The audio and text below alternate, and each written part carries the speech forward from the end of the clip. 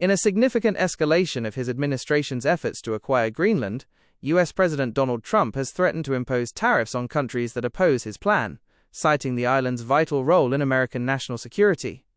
Speaking at a White House roundtable on rural health care on Friday, January 16, 2026, Trump linked the potential for new tariffs to his previous use of trade leverage.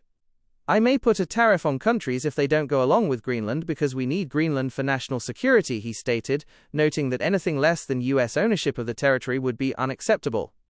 Key developments in the dispute. National security justification. The Trump administration argues that US control is essential to prevent Russia or China from gaining a foothold in the mineral-rich Arctic. Trump has asserted that the US must own the island rather than rely on existing leases, such as the one for Pituffik Space Base, formerly Thule Air Base.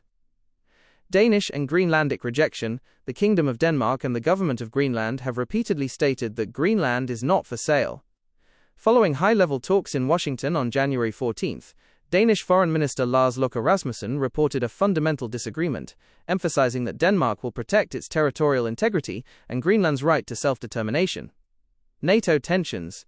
The situation has created a rift within NATO. In response to US rhetoric, which has notably not ruled out the use of military force, Denmark, France, Germany, Norway and Sweden have increased their military presence in Greenland as a symbolic show of solidarity. Domestic opposition. A bipartisan delegation of 11 US lawmakers visited Copenhagen this week to reassure Danish allies. Republican Senator Lisa Murkowski and Democratic Senator Chris Coons emphasized that Greenland should be viewed as an ally, not an asset, and have introduced legislation to prohibit the use of federal funds for any non-consensual annexation.